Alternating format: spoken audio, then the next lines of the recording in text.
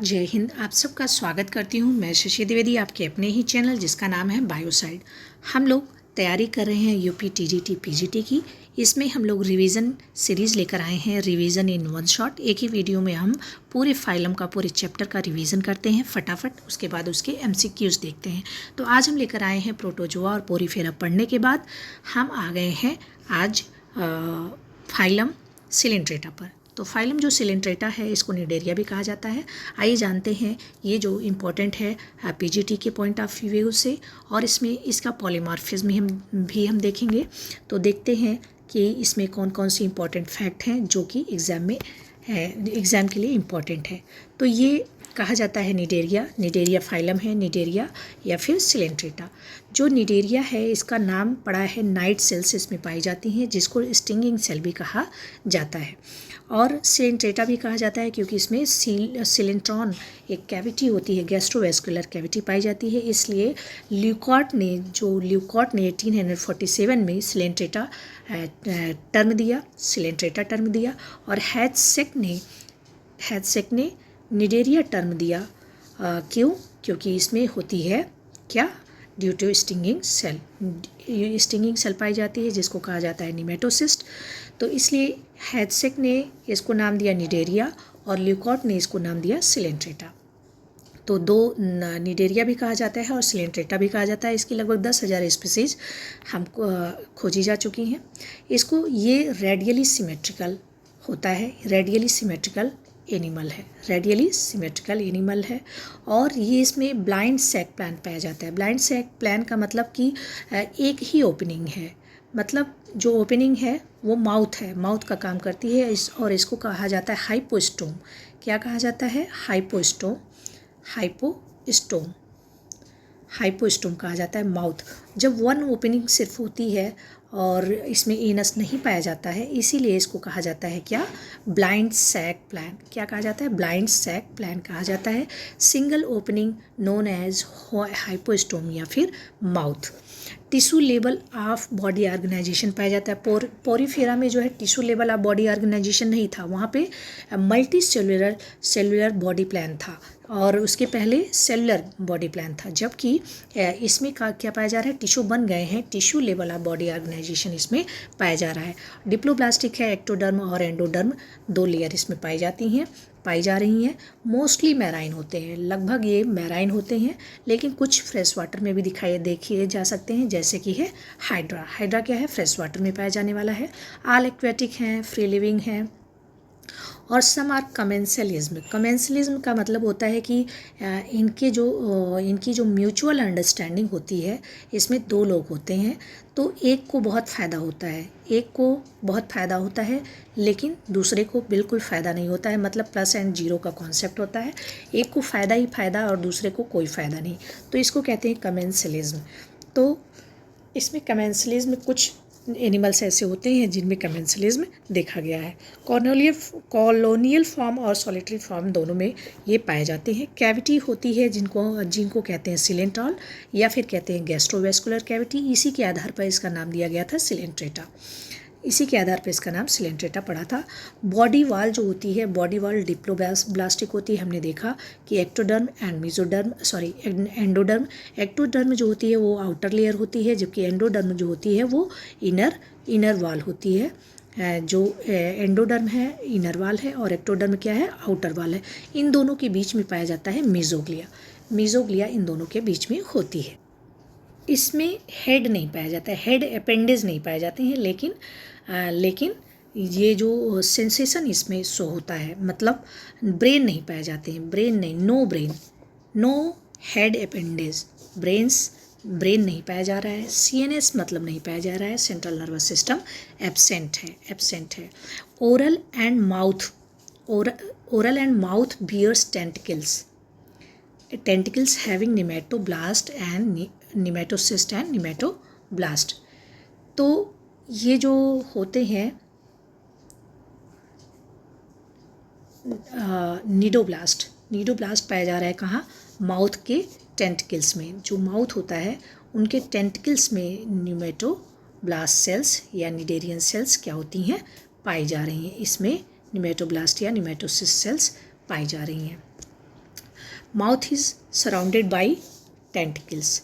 Mouth जो होता है कई टेंटिकल से सराउंडेड होता है और ये क्या करता है, प्रे को कैप्चर करता है, क्योंकि यहीं इसी में पाए जाते हैं निडोब्लास्ट सेल्स। और only mouth present, no anus, ये हम देख चुके हैं, सिर्फ माउथ प्रेजेंट होता है, एनस नहीं है, इसी को कहते हैं ब्लाइंड सैक प्लान। और इसका जो माउथ होता है इसको बोलते हैं हाइपोस्टोम, ये हम लोग देख चुके हैं। निमेटोसिस्ट या फिर स्टिंगिंग सेल, निमेटोसिस्ट या फिर stinging cells are feature, characteristic feature of coelenteron. Coelenteron जो निडेरिया है उसका स्पेसिफिक कैरेक्टरिस्टिक फीचर है क्या, निमेटोसिस्ट या फिर स्टिंगिंग सेल। निमेटोसिस्ट सेल में देखते हैं क्या क्या होती हैं, क्या क्या करते हैं, what is the function of nematocyst. तो ये काम करते हैं फूड कैप्चर को करते हैं, अटैचमेंट का काम करते हैं, जो प्रे होता है उसको डिफेंस का भी काम करते हैं। और फूड कैप्चर कैसे करेंगे, जब कोई प्रे इनको दिखाई देगा तो स्टिंगिंग सेल को क्या करेंगे, घायल कर देंगे और उसके बाद उसको अपने माउथ में ले लेते हैं, टेंटिकल के माध्यम से अपने माउथ में ले लेते हैं। तो ये फूड कैप्चर का भी काम कर रहा है निमेटोसिस्ट सेल, और अटैचमेंट का भी काम कर रहा है, और डिफेंस का भी काम करता है, बचाता भी, आत्मरक्षा भी करता है। इसमें डाइजेशन जो होता है इंट्रा और एक्स्ट्रा दोनों टाइप का डाइजेशन इसमें देखा गया है। इंट्रा और एक्स्ट्रा दोनों टाइप का डाइजेशन इसमें देखा गया है। इंट्रा एंड एक्स्ट्रा सेलुलर दोनों टाइप का डाइजेशन हम देख पाते हैं इसमें। और रेस्पिरेशन की बात करें तो respiratory system, circulatory system, excretory system, तीनों ही एब्सेंट होता है। ना तो रेस्पिरेटरी सिस्टम होता है, ना ही सर्कुलेटरी सिस्टम होता है, और ना ही एक्सक्रीटरी सिस्टम होता है। तीनों ही क्या है, एब्सेंट है, नहीं पाया जाता है।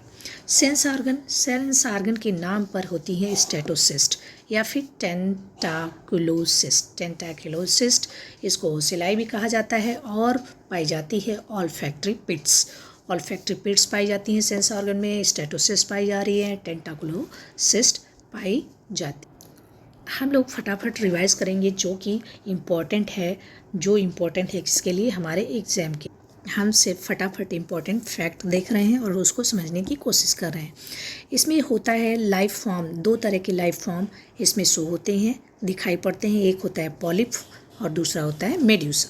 जो पॉलिप होता है वो ट्यूबुलर होता है, सिलिंड्रिकल होता है, जैसे हाइड्रा को आपने देखा होगा, ट्यूबुलर होता है, सिलिंड्रिकल होता है, क्या उसको बोलते हैं पॉलिप फॉर्म। पॉलिप फॉर्म कैसा होता है, ट्यूबुलर है और सिलिंड्रिकल है। मेड्यूसा फॉर्म कैसा होता है, सर्कुलर होता है या फिर छाते के जैसा होता है, सर्कुलर होता है या फिर अम्ब्रेला लाइक स्ट्रक्चर होता है। जो पॉलिप होता है वो एसेक्सुअल, वो क्या शो करता है, एसेक्सुअल रिप्रोडक्शन, जबकि जो मेड्यूसा होता है वो सेक्सुअल रिप्रोडक्शन होता है, उसके द्वारा सेक्सुअल रिप्रोडक्शन होता है। और ये जो होता है पॉलिप सॉलिटरी फॉर्म में भी होता है और कॉलोनियल फॉर्म, दोनों फॉर्म में होता है। जबकि जो मेड्यूसा होता है ऑलवेज सॉलिटरी, हमेशा अकेला रहता है। और ये जो दोनों फॉर्म है, मतलब पॉलिप और मेड्यूसा, ये जो दो फॉर्म हैं ये मिल के क्या करते हैं, इन्हीं दोनों को मिला के कहा जाता है डाइमॉर्फिज्म। डाई का मतलब होता है दो, मॉर्फिज्म का मतलब होता है फॉर्म। मॉर्फोलॉजी, दो तरह के स्ट्रक्चर पाए जा रहे हैं, दो अलग अलग तरह के स्ट्रक्चर पाए जा रहे हैं, मॉर्फोलॉजी पाई जा रही है, इसीलिए कहा जाता है कि ये क्या शो करते हैं, ये शो करते हैं डाइमॉर्फिज्म। और इसमें पाया जाता है अल्टरनेशन ऑफ जनरेशन, क्योंकि दो फॉर्म है तो कभी पॉलिप मेड्यूसा में और मेड्यूसा किस में चेंज होगा, मेड्यूसा किस में होगा, पॉलिप में। तो इस तरह से दोनों क्या है, अल्टरनेशन ऑफ जनरेशन इसमें पाया जाता है और मेटाजेनेसिस भी प्रेजेंट होती है। अब हम जरा पॉलीमॉर्फिज्म की बात करते हैं। डायरेक्ट दिया गया है कि पॉलीमॉर्फिज्म इन सिलेंट्रेटा, तो देखते हैं कि पॉलीमॉर्फिज्म शो करता है फाइसेलिया, जिसको पोर्तुगीज मैन ऑफ वॉर कहा जाता है, उसमें पॉलीमॉर्फिज्म शो होता है। इसके एक पॉलीमॉर्फिज्म का एक अलग हम लेक्चर लेंगे, जिसमें हम पूरा डिटेल देंगे कि पॉलीमॉर्फिज्म क्या है और कैसे कैसे इसमें रूपांतरण होता है। तो अभी हम लोग इम्पोर्टेंट फैक्ट देख रहे हैं। तो पॉलीमॉर्फिज्म हम फाइसेलिया में देखते हैं, जिसको कहा जाता है पोर्तुगीज मैन ऑफ वार। इसमें लार्वल स्टेज पाया जाता है। प्लैनुला लार्वा ओबेलिया में फ्री लिविंग है। ओबेलिया क्या है? फ्री लिविंग है। Planula larva.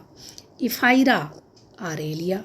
इफाइरा देखिए ई अल्फ़ाबेट वॉवेल में आता है और आरेलिया भी वॉवेल में आता है, वॉवेल में आता है। तो दोनों को ऐसे हमने याद रखा है कि इफाइरा आरेलिया।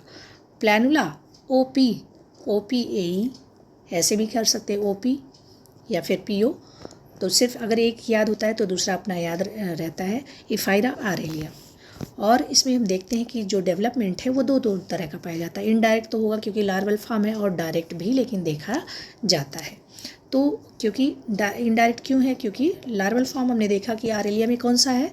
आरेलिया में होगा इफाइरा। और ओबेलिया में क्या होगा?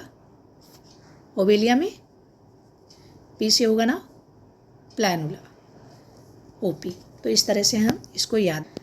जो इसमें रिप्रोडक्शन है, रिप्रोडक्शन पर आ जाते हैं। रिप्रोडक्शन दो तरह का होता है। रिप्रोडक्शन दो टाइप का इसमें पाया जा रहा है, एसेक्सुअल और सेक्सुअल। जो एसेक्सुअल रिप्रोडक्शन है वो बाय बडिंग के थ्रू होता है और पॉलिप स्टेज में होता है। जबकि मेड्यूसा में जो होता है बाय गैमेट फॉर्मेशन होता है, और मेड्यूसा में सेक्सुअल रिप्रोडक्शन मेड्यूसा में, और पॉलिप रिप्रोडक्शन किस में है? Asexual reproduction polyp stage show करता है, और बडिंग के थ्रू होता है, और इसमें गैमेट फॉर्मेशन होता है। ठीक है, तो हम इस तरह से भी इस चीज़ को याद सकते हैं कि यम सी मैम, सी मतलब सेक्सुअल रिप्रोडक्शन, और मेड्यूसा में कैसा है? Sexual reproduction. सी या फिर सीमा करके याद रख सकते हैं, सीमा, माँ मेड्यूसा, सी sexual. some members has calcium carbonate layer. इसको जो कुछ मेंबर्स होते हैं जिनको कहा जाता है कि जैसे कोरल रीफ है, तो कहा जाता है कि कहा क्या होता ही है कि कुछ मेंबर्स होते हैं जो कि कैल्शियम कार्बोनेट लेयर बनाते हैं, उनको कहते हैं कोरल्स। उनको क्या कहा जाता है? कोरल्स। और इसमें हम देखते हैं कि रिप्रोडक्शन दो तरह का है। एक है एसेक्सुअल, एक्सेक्सुअल शो करता है पॉलिप, और सेक्सुअल रिप्रोडक्शन शो करता है मेड्यूसा। ये बाई गैमेट फॉर्मेशन और ये बाई बडिंग होता है। तो सी माँ एक याद रहेगा, तो दूसरा अपने आप पॉलिप एसेक्सुअल है। ठीक है, क्लासिफिकेशन हम देख लेते हैं। क्लासिफिकेशन हुआ है किसके आधार पर? जो क्लासिफिकेशन है on the basis of medusa और पॉलिप के पाए जाने के आधार पर इसका क्लासिफिकेशन किया गया है। एक है हाइड्रोजोआ, दूसरा है स्काइफोजोआ, और तीसरा क्या है? एंथोजोआ। जो हाइड्रोजोआ है, हाइड्रा का मतलब ही है पानी, हाइड्रा का मतलब ही है क्या? वाटर।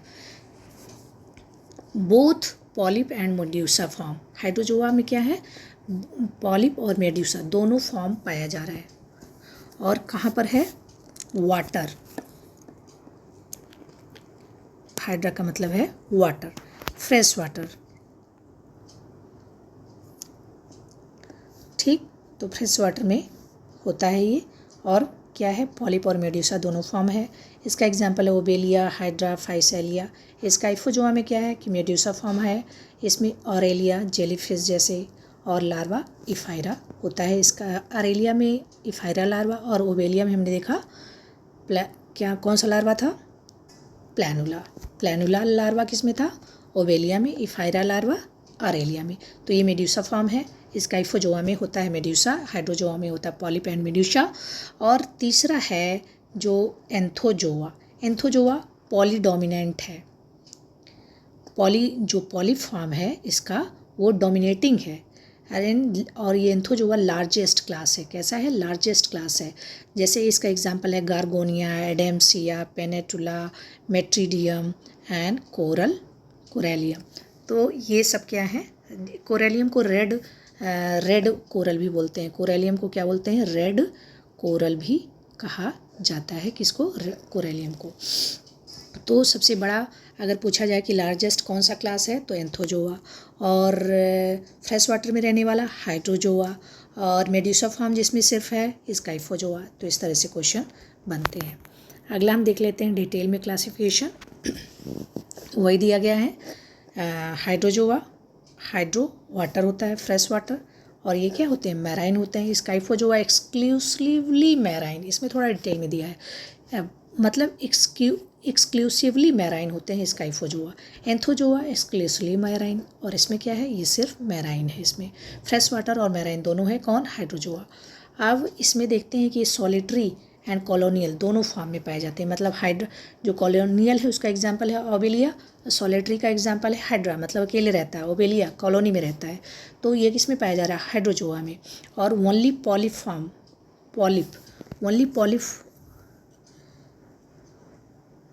ओनली पॉलिप होते हैं, पॉलिप एंड मेडुसा। जो पॉलिप होता है ये क्या है? डोमिनेटिंग है। ये यहाँ पे क्या है? डोमिनेटिंग है। पॉलिप फॉर्म डोमिनेटिंग है, जबकि पाया जा रहा है दोनों फॉर्म। डोमिनेट कौन कर रहा है? Polyp form.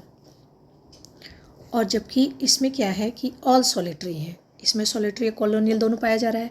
और स्काइफोजोआ में सभी सॉलिटरी हैं और मेड्यूसा फॉर्म पाया जा रहा है। और मेड्यूसा ही डोमिनेटिंग भी है। मेड्यूसा विदाउट वेलम है। मेड्यूसा विदाउट वेलम, ये पूछा गया क्वेश्चन है, इंपॉर्टेंट है। मेड्यूसा विदाउट वेलम, इसको कहते हैं वेलेरियम। वेलेरियम किसको कहते हैं? जब मेड्यूसा विदाउट वेलम होता है तो इसको कहते हैं वेलेरियम। ए क्रेस्पिडोट मेड्यूसा, इसको कहा जाता है ए मतलब नहीं है, क्रेस्पिडोट मेड्यूसा, ए क्रेस्पिडोट मेड्यूसा। और जबकि इसमें क्या होता है? इसमें जो डोमिनेंट है वो पॉलिप है। मेड्यूसा पाया जा रहा है कुछ स्पीसीज में, लेकिन विद वेलम, इसमें वेलम है। इसको कहते हैं क्रेस्पिडोट मेड्यूसा। क्रेस्पिडोट मेड्यूसा किस में है? हाइड्रोजोआ में। जबकि ए क्रेस्पिडोट मेड्यूसा किस में है? स्काइफोजोआ में। स्काइफोजोआ में एक क्रेस्पिडोट है, एक क्रेस्पी वेलम नहीं पाया जा रहा है, क्रेस्पिडेट वेलम पाया जा रहा है। ये इंपॉर्टेंट कैरेक्टरिस्टिक है, मतलब दोनों का अलग अलग करने का, डिफ्रेंशिएट करता है। जबकि जो एंथोजोआ है वो एक्सक्लूसिवली मैराइन होने के साथ साथ ये सॉलिटरी और कॉलोनियल दोनों फॉर्म में पाया जा रहा है। और इसमें क्या है? सिर्फ ओनली पॉलिप है। इसमें मेड्यूसा है, इसमें दोनों है। इसमें पॉलिप एंड मेड्यूसा दोनों है। और इसमें मेड्यूसा बनता ही नहीं है। एंथोजोआ में सिर्फ और सिर्फ पॉलिप है और नो मेड्यूसा। जबकि एंथोजोआ में नो मेड्यूसा मैराइन, और जबकि स्काइफोजोआ में नो पॉलिप, मतलब पॉलिप फॉर्म ही नहीं पाया जा रहा है। जबकि जो हाइड्रोजोआ है उसमें पॉलिप एंड मेड्यूसा दोनों है, लेकिन जो मेड्यूसा है उसमें वेलम पाया जा रहा है। जबकि जो दूसरा स्काइफोजोआ है उसमें वेलम नहीं पाया जा रहा है, इसीलिए इसको एक क्रेस्पिडोट मेड्यूसा कहते हैं। इंपॉर्टेंट है। Mesoglea very thin and acellular. इसकी जो मीजोग्लिया होती है बहुत पतली होती है। मेजोग्लिया क्या है? एक्टोडर्म और एंडोडर्म के बीच में जो लेयर है, जो जिलेटिनस का बना हुआ है, उसको कहते हैं मीजोग्लिया। और ये क्या है? बहुत पतली होती है और एसेल्यूलर, सेलुलर नहीं है। जबकि मेजोग्लिया इसमें जो स्काइफोजोआ में पाई जा रही है वो थिक है और क्या है? एसेल्यूलर है। जबकि एसेल्यूलर इसमें भी है, इसमें भी एसेल्यूलर है।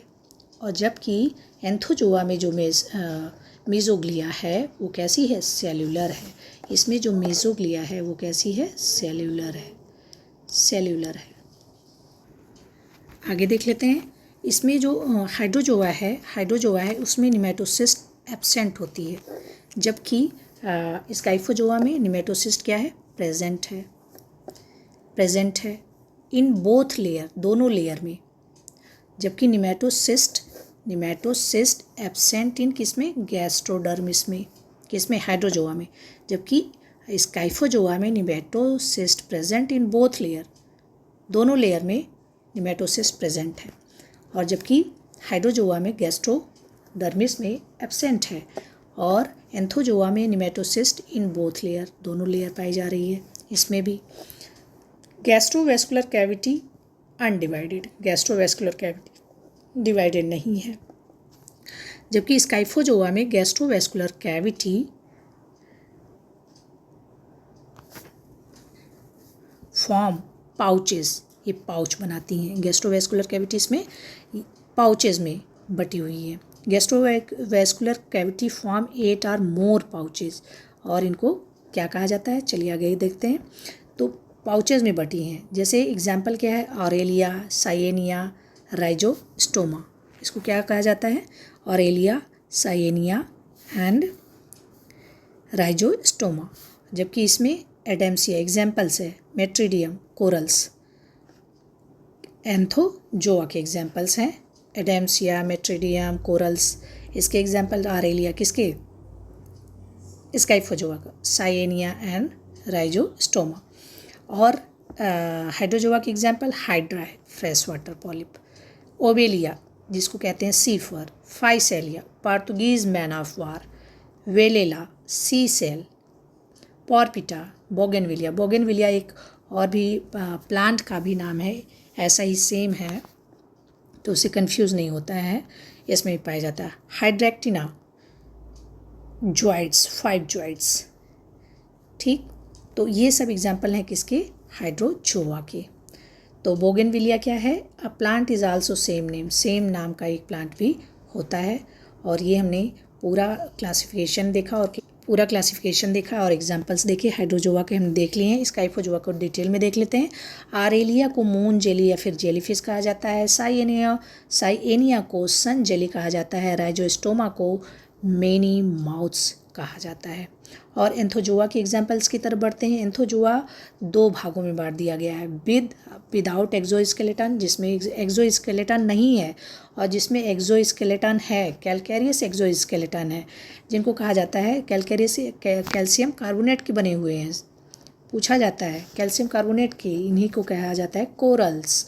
और जो स्केलेटन जिसमें एक्सोस्केलेटन नहीं है, जैसे एनीमोन, एडेम्सिया, मेट्रिडियम, इनको कहा जाता है सी एनीमोन, एडेम्सिया और मेट्रिडियम को।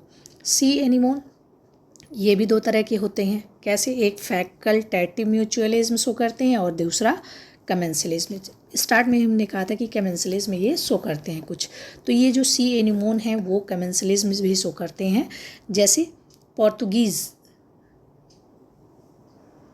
सी वन मैन, जैसे sea anemone, protocooperation, sea anemone, या फिर इसको कहा जाता है प्रोटोको ऑपरेशन कहा जाता है, और सी एनीमोन को हर्मिड क्रैब भी कहा जाता है। और कमेंसलिज्म का फैकल्टेटिव म्यूचुअलिज्म ये शो करते हैं, जबकि कमेंसलिज्म का मतलब एक को फ़ायदा होगा, 0+ और 0 का कॉम्बिनेशन रहता है, एक को फ़ायदा होता है और 0 को कोई भी फ़ायदा नहीं होता है। इसका एग्जाम्पल है सी एनीमोन, इसको क्या कहा जाता है, क्लोफिश, इसको क्या कहा जाता है, क्लोफिश कहा जाता है। तो ये हमने पूरी डिटेल फैक्ट और एग्जाम्पल्स के साथ देखी। अब हम लोग इसके कुछ उदाहरण देखते हैं, इम्पॉर्टेंट एग्जाम्पल्स और उनके नाम पूछा जाता है, मिलान करने के लिए आ जाता है, कौन सा सही है वो पूछ लिया जाता है। एडेम्सिया, इसको कहा जाता है सी एनीमोन। ऑस्ट्रिया को क्या कहा जाता है, एस्ट्रिया को क्या कहा जाता है, star coral, astraea star coral. Tubipora, tube लगा है, tubipora organ pipe coral. Meandrina brain coral. Alcyonium dead man's finger. Chalina को भी कहा जाता है, लेकिन चैलिना इसमें नहीं है, वो पोरीफेरा से संबंधित है। Antipathes black corallium red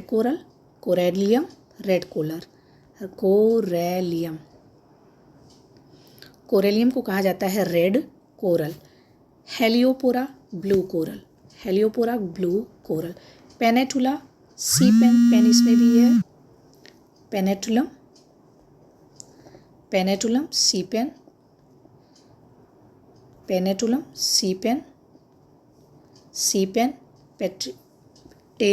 टेरोइडिस sea feather, and fungia को मशरूम कोरल भी कहा जाता है। Gorgonia sea fan, renilla sea Pensiya.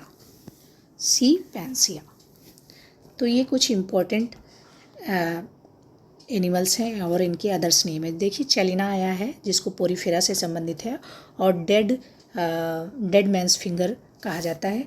और यहाँ पर एक सिलेंट्रेटा में भी आता है एल्सियोनियम को भी क्या कहा जाता है, डेड मैंस फिंगर कहा जाता है। मिलीपोरा को भी स्टिंगिंग कोरल कहा जाता है। तो ये ढेर सारे हमने देख लिए इनके अनदर नेम, तो इसको आपको याद रखना है और इसके क्वेश्चंस करते रहने हैं। अगला हम लोग वीडियो देखेंगे कोवेलिया पर रहेगा। तो तब तक आप पढ़ते रहिए, हंसते रहिए, मुस्कुराते रहिए और MCQs ज़रूर करते रहिए। MCQ करने से हमारा कॉन्सेप्ट क्या होगा और भी क्लियर होता जाएगा। Thank you. जय हिंद।